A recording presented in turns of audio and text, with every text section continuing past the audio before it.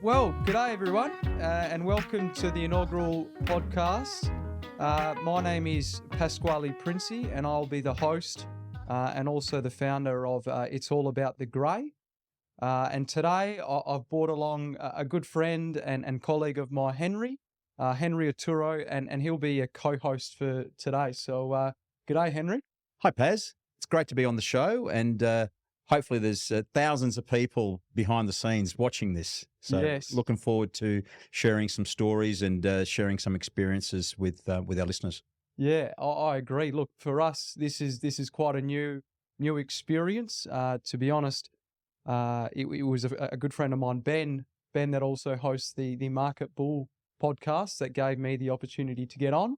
And ever since then, it left me pondering and questioning, this new scene. And I think that the opportunity that it has, particularly with the subset of probably listeners that we're going for today. I don't know about you, Henry, but have you had much experience in the podcast space yourself? I have done a few podcasts in the past with other co-hosts, but I think this is really the first time that we're taking it very seriously. And before we forget, a big shout out to Podwave Studios, whose facilities we're using here today, and they are state-of-the-art facilities. And I would encourage anyone interested in doing podcasts to come on up here at Parliament Place and have a look at the setup, talk to Ben, and get into it. Yeah. Yeah, agreed. Good shout out to Ben and Ray for helping us put it on today. So, look, guys, it's the first podcast for us, and Henry, you'll probably see will tend to be a feature at points in time, just to assist me in facilitating the podcast.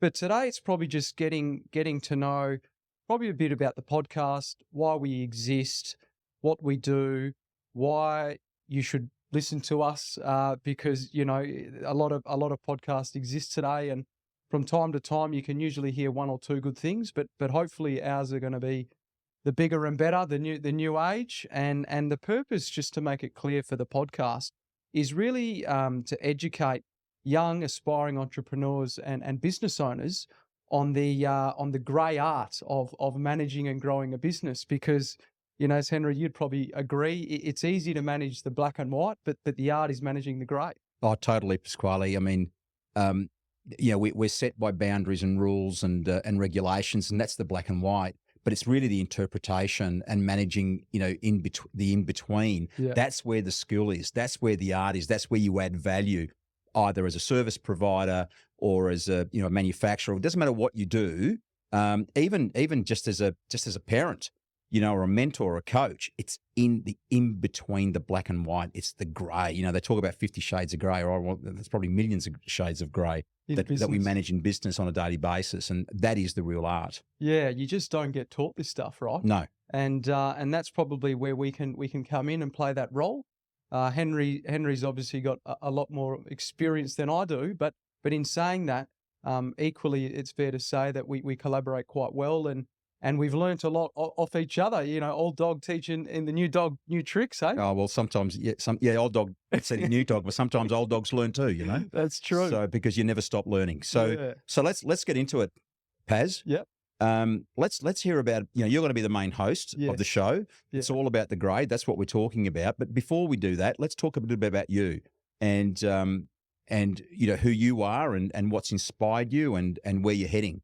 So tell us a little bit about your background. Where were you born? Were you born here in Perth, in Freo? Yeah, just a local West Australian boy out of Freo, born and bred. Lived in Freo pretty much my whole life. Still very close to Freo to this day, notwithstanding I'm working in the city. Look, for me it was an interesting childhood.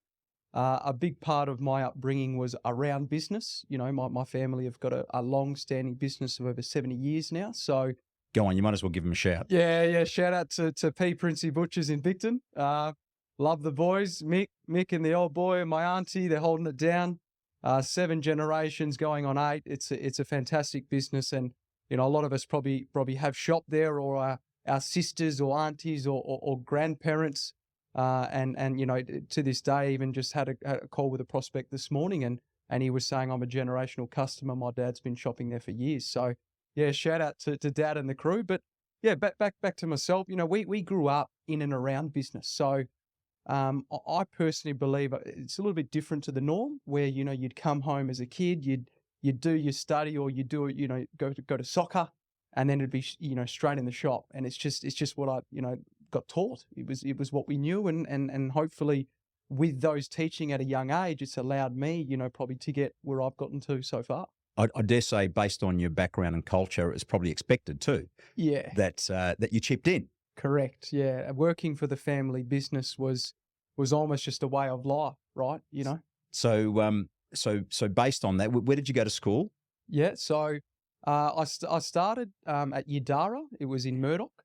It was a Catholic school, and then through my whole school life, I was fortunate. I had a lot of cousins, being an Italian family, as you can appreciate, very very big family. And from Aquinas, Dad wanted me to go to CBC. Fremantle boy. Dad went to CBC as a young guy himself, but my mum wanted me to go to Aquinas. So Mum won the battle, and that was probably, it made sense because I think at a point in time there was four or five cousins all in the same school. So I was in year 4, and my eldest cousin was in year 12. And throughout my whole schooling up until year 12, I always had a cousin with me in school. So it was all right. I was protected, let's say. I didn't really have too many dramas, which was good. But look, school for me, it was a big memory of my life. It was an all boys school, Aquinas, so it was to stand on your own 2 feet and make your way through. And through that I learned a couple of tricks, and fortunately, still to this day, some of my best mates are still with me from school. Friendships of over 15 years. So. Now, Yeah. I believe that while you're at school, your entrepreneurial quests started quite early. So Yes. tell us a little bit about what you got up to as far as being an early young entrepreneur at Aquinas. Yeah. So it's a funny story. And still to this day, I look back and just laugh. And I've told this story a couple of times now, but for the benefit of the listeners, we as a family are butchers, and at a point in time in the same premises as the butcher, there was a deli that came up for sale, and my parents, as they are, saw an opportunity. So we acquired this deli. I think it was back in like 2005, 2006, something around there, and if not earlier. And when we would come home from school, we'd go to work. So I was working the checkout at a young age. I couldn't even see over the checkout, so I had a little stool that I'd get behind. I'd answer the phones and do my thing, and then going to school, I'd go to school with continental rolls. It's a deli, right? And as I started going through my high school years, a lot of people used to ask, can we trade lunches, right? So that I saw, okay, Conti roll, so-and-so might have even had just a spaghetti sandwich or something. But for me, it was different. So I always had Conti rolls. I'd try the spaghetti sandwich. So I started trading lunches. And then it got to a point where people used to ask some of my mates, do you reckon you can bring, some Conti rolls in for us? Sure, mate, no worries. So long story short, I saw an opportunity at school. So myself and my cousin at the time, Mick, would supply our respective years. And it got to a point where we had a fully commercialized business, and we'd rock up because we caught the train to school because our parents are working, right? And through the train station, we'd have sports bags. So you'd get to Murdoch train station and you'd start, ham and salad roll for Tom. Yeah, he wanted the Conti roll, the extra peppers. Yeah, mate, I got you covered. We'd get to Canning Bridge. That'd be the next hit. So all the boys are lined up. Yeah, roll for you, $8, $8. You get to school.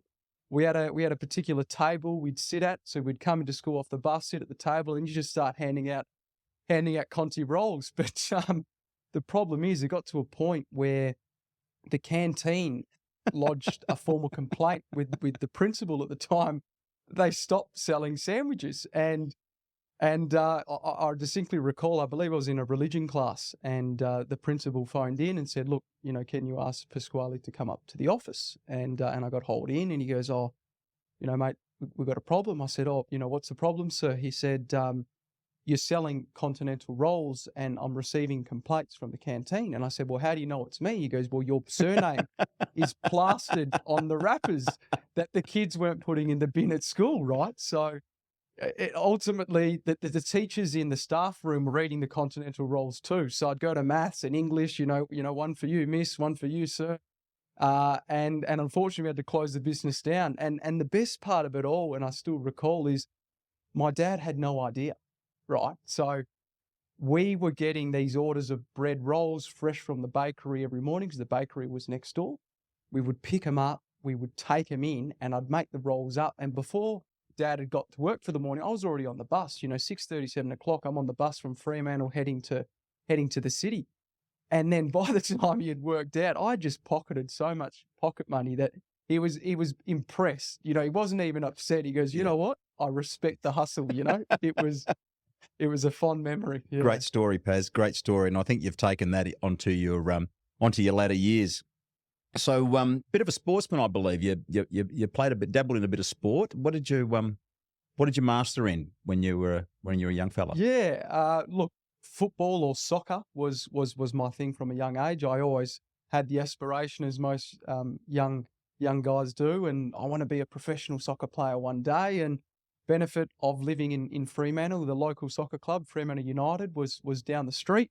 Parents were working a lot, so I used to walk to training and walk back home. It was around the corner, so I just loved it. I lived and breathed soccer. I'd just go down whenever I had any time after school, kick the ball against the wall, and just got, again, brought up, went to Aquinas. So I was privileged. Sport was a big part of the educational system there. So played there. And then after school, would go back to Free United and then, played for Western Knights, had a very brief stint at Coburn for a bit. And yeah, unfortunately, as you age, even though I'm still quite young, things get in the way, really. And it's a commitment, right? It's because you got the training, you got the Saturday games. Sometimes you might even play 2 games on a Saturday, resis or first team, or you just playing first team and you drop to resis for that week. So yeah, it was good though. I think I played about 15 odd years of soccer, and then, the time was up. I had to throw the boots in and take a more serious look at business. So, and that's pretty much what we did. Excellent. Now, at what point? So you're growing up, went to Aquinas, playing football. You're working at the shop after school. At what point did you decide that you weren't going to join the family business? And I dare say there would have been an expectation, right, from Dad more so than Mum, to join the business. Yeah, I still recall. So there was probably 2 stages where I probably worked out what I wanted to be. Year 3, I believe it was year 3 going to year 4. My cousin was in year 12. He was studying his TEE or WACE to be an accountant. So right at that point, I was like, my oldest cousin is an accountant. I want to be an accountant. It was like, that's what I want to do. However, the real crunch time came in year 10, where you had to select your courses, right? You're going out of year 10, you're beginning the WACE program in year 11. And I sat down with my dad and my parents, and I said, look, butchering's not for me. What do you mean? This is the family business. You're the, your grandfather, this is his business. You're named after him. You've got to take it on. Dad, it's not my thing. He goes, what are you going to be? I said, I'm going to be an accountant. Oh, no, you got to be a lawyer. And I said, mate, what do you mean I got to be a lawyer? He goes, no, you got to be a lawyer. And I said, well, I think accounting will work. Think about it. There's an opportunity. I can manage the finances of the business. And after a bit of deliberation, he probably went, you know what? Fair enough. I've just sent you to Aquinas, for the last 8 odd years by that point. It's not cheap. It's a private school. I probably want my son to come out with an education. And so it was. So yeah, pushed into out of year 10 into year 11 and just set my aspirations, and I wanted to be an accountant, and that was it. So year 10, and honestly, I've never looked back. I love what I do. I love working with clients. I love the people that work for us. We're just such a great team. And I've got big aspirations, So you obviously graduated, TEE, yep, and then went into uni. Where did you go? Yeah, so I was fortunate actually in year 12. I got selected in a Curtin Accelerator program. So that was for some of the top accounting students in the state. So throughout year 12, I actually attended uni. So I did my Accounting 100 unit, which is the introductory unit for a Bachelor of Commerce. And through that opportunity, I actually got to see some of the big accounting firms. So it was like a opportunity as a way in. So I did that, and I went to some of the big guys and got some offers, to be honest. And ultimately, I didn't actually select. I selected another firm, which we'll probably get to in a minute. But yeah, did a Bachelor of Commerce, double major accounting and finance. Then from that, coming out of uni into the environment I was, professional development and education is critical. So yeah, I did my chartered accountant, then I've done my chartered tax advisor, and now midway through my Masters of Tax. So and I want to continue because it's just highly valuable in what we do to be ahead of the game, providing that high level advice. Well, we go back to the podcast title. It's all about the grey. Without knowledge, it's harder to navigate. Of course, right? So not only do you need to be aware, but you also need to be really well informed. And once you've got all the tools that in order to make decisions, it's a lot easier to navigate that grey. Yes. Right. But it takes a long time to get that not only knowledge, because with knowledge then potentially wisdom. Correct. Well, knowledge and experience, right? And you get that wisdom. It's not taught, Henry. No, it's not. No matter how many courses we do, until you're in the trenches and you're really experiencing business, you don't know.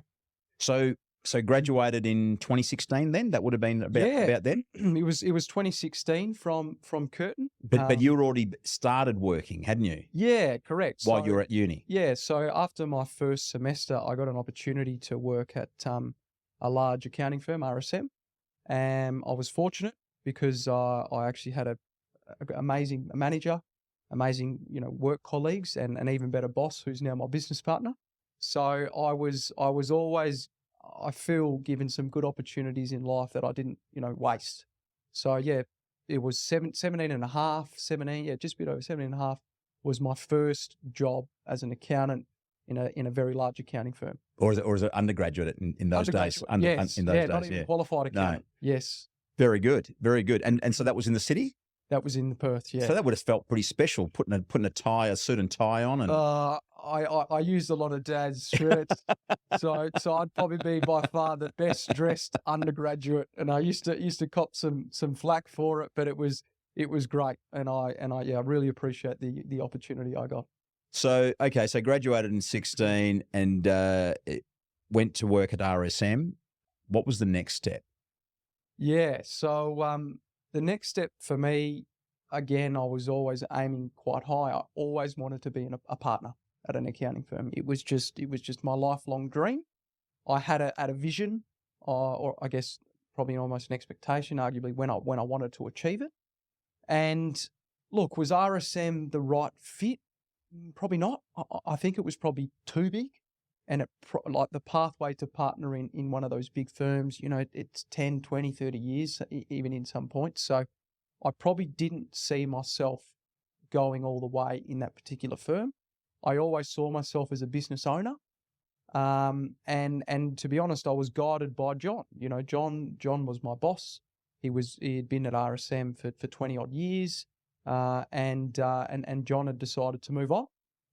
And with that, John approached me and said, would you be interested? Probably didn't have much choice, but as an undergraduate, but I rolled the dice and I trusted John, and I think I made the right call. So yeah, moved on from RSM, went with the boys on a trip, just finished uni, off to Canada, did that little stint, and then came back and worked at Hall Chadwick, an insolvency firm, and did a 4-month stint there. And again, great people, great bosses, great opportunity, and just learnt so much.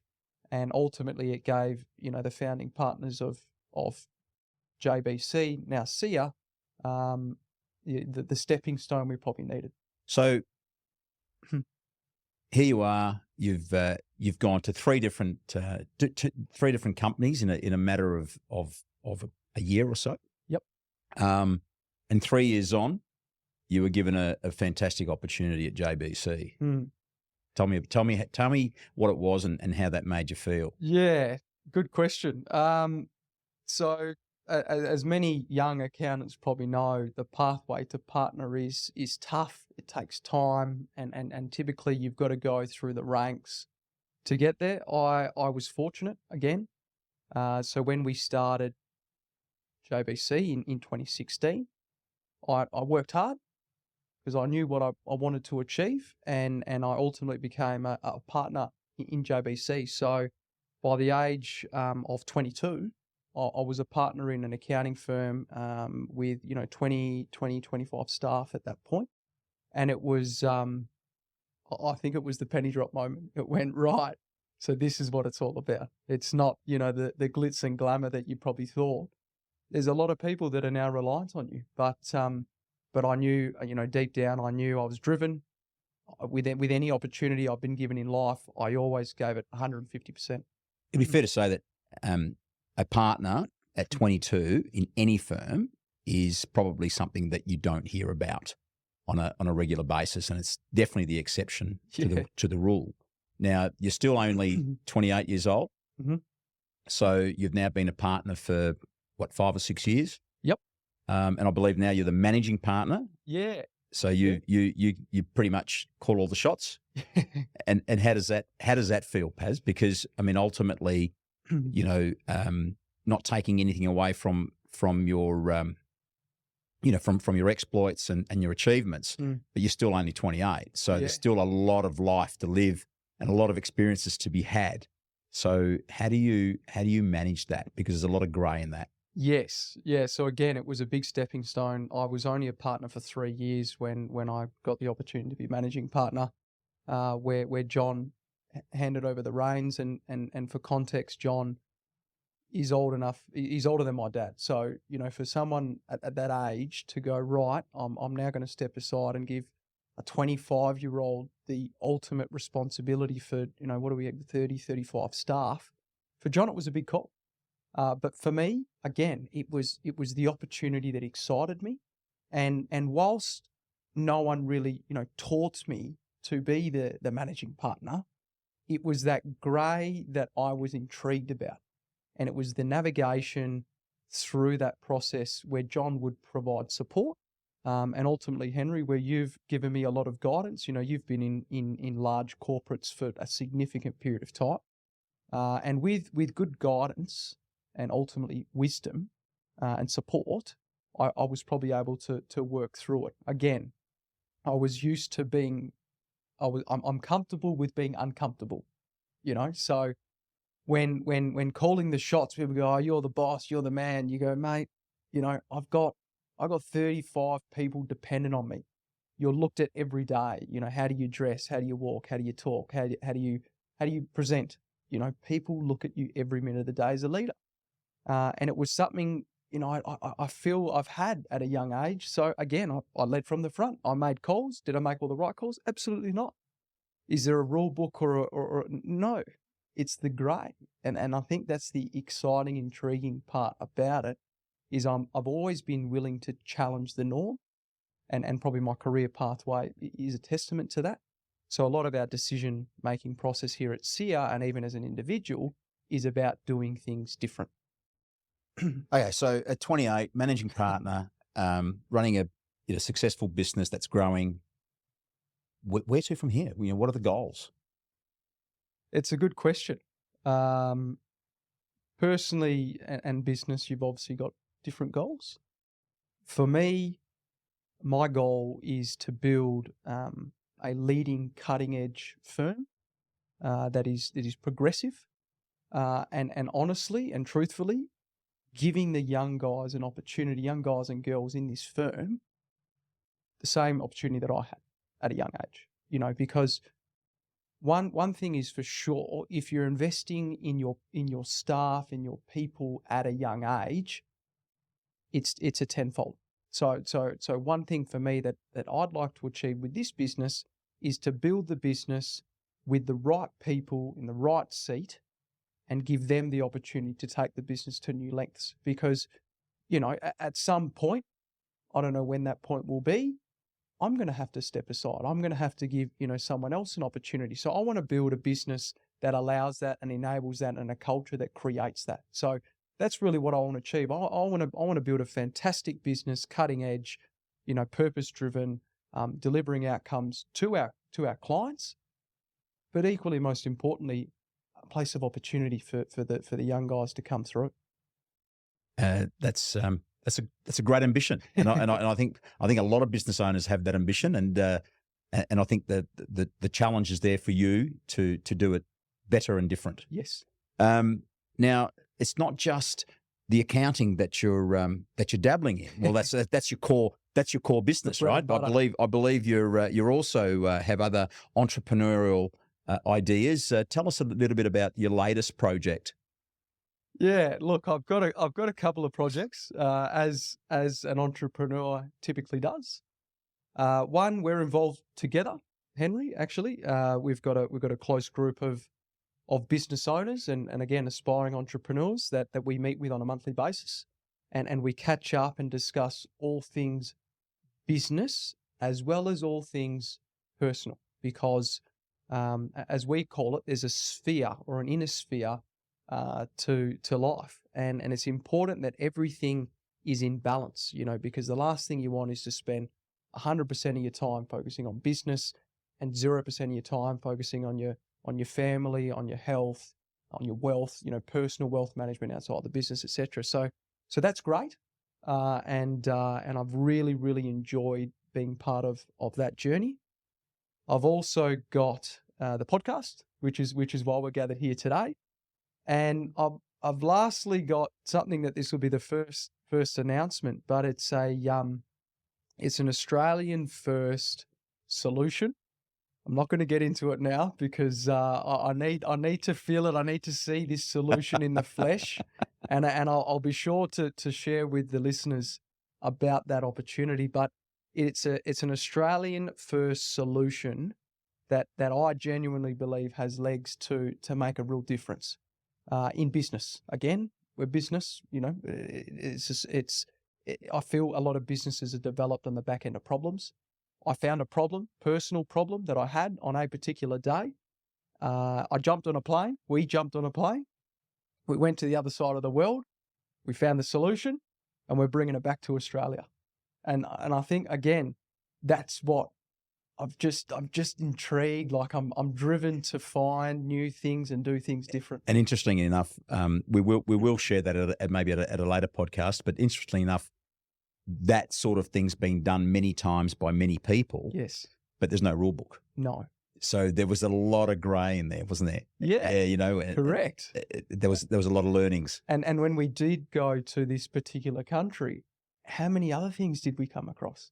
It was we went for a particular problem and came back with 15 or 20 solutions to a whole host of different problems. And again, until you jump on a plane and go on the other side of the world and book the ticket, you're never going to know. That's right.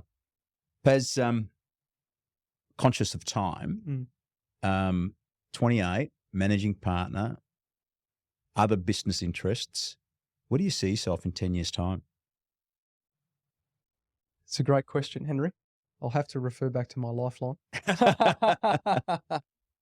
Look, I as an individual, I've got a purpose, and I think as long as I stay true to my purpose, I'm prepared to go any direction that takes me. And that purpose is to empower others through change. Because as an individual, I feel I'm on this planet to challenge the norm. And I feel that I'm now getting to a point where I've got a strong network of people and businesses around me that I can make a real difference in someone's life or someone's business. So my journey, I believe, in 10 years' time is to get to a point where I'm now bringing other entrepreneurs on this journey. I'm now imparting my network and knowledge with them, and I'm now growing their businesses with them based upon the knowledge and teachings I've had. So that's really where I see myself in 10 years' time. I'll probably still be here doing my bit, but importantly, in a different capacity, potentially, in that mentoring capacity again. People go, you'll be 38, mate. What do you know? Well, mate, I've done things different, right? So I know a thing or two. I've got a network of people that have probably done 2 things or 4, and I'll use that knowledge to empower the young guys pushing through, young guys and girls, And business is going to change drastically in that 10 years. And again, we need to be prepared and adaptive to change. A lot of people don't like change. So empowering others through change, well, mate, that's what I think I'm here for. Fantastic, Paz. Yeah. Paz, in closing, what can we look forward to in the next few podcasts? What have you got lined up for us? Yeah, it's a great question, Henry. I've got some fantastic people that I'm going to bring on with some fantastic stories. I've got potentially even some celebrities at some point coming on, or influencers, I guess, if you probably call it the right terminology, that I'll look to bring on. But a big part of what I will be bringing forward is education, right? So again, the stuff we're not taught. So you'll find that some of the most successful businesses and entrepreneurs in this world at some point have experienced financial distress, at some point have had to have difficult conversations with staff or with the bank. And I'm going to look to bring those issues forward. I'm going to look to discuss with these people, well, you've gone from A to Z. What challenges did you have? How did you overcome those challenges? The black and white, I'm not going to discuss. I'm going to discuss the hard questions, the hard situations, the hard experiences, and how they overcame that. So, yeah, I've got some big businesses and some really influential people here in Perth that I'll bring on in the first instance, and then from that, look, there's a whole timeline of different events, I guess, that I want to bring forward in these businesses for our listeners to benefit from. Well, I'm sure we'll all look forward to listening to the future podcasts and learning from your guests, because ultimately you're here to facilitate. Yes. Paz, it's been a real pleasure to get to know you, or allow our listeners to get to know you a little better. And given that this is your show, I'll let you close it. Appreciate that, Henry. Well, look, guys, hopefully you've made it to the end of the podcast. If so, thank you very much. I really appreciate your support. Look, this is just a shout out to everyone out there. When the going gets tough, you got to keep going. I'm hoping to give you guys that support and that knowledge through some of the guys and girls and business owners we're going to have on this podcast. Resilience is key. Keep pushing forward, and I look forward to sharing more success journeys with their listeners over the next couple of months. So on that, thank you, and look forward to getting you on, Henry, in our next podcast. Thanks, Paz. Thank you.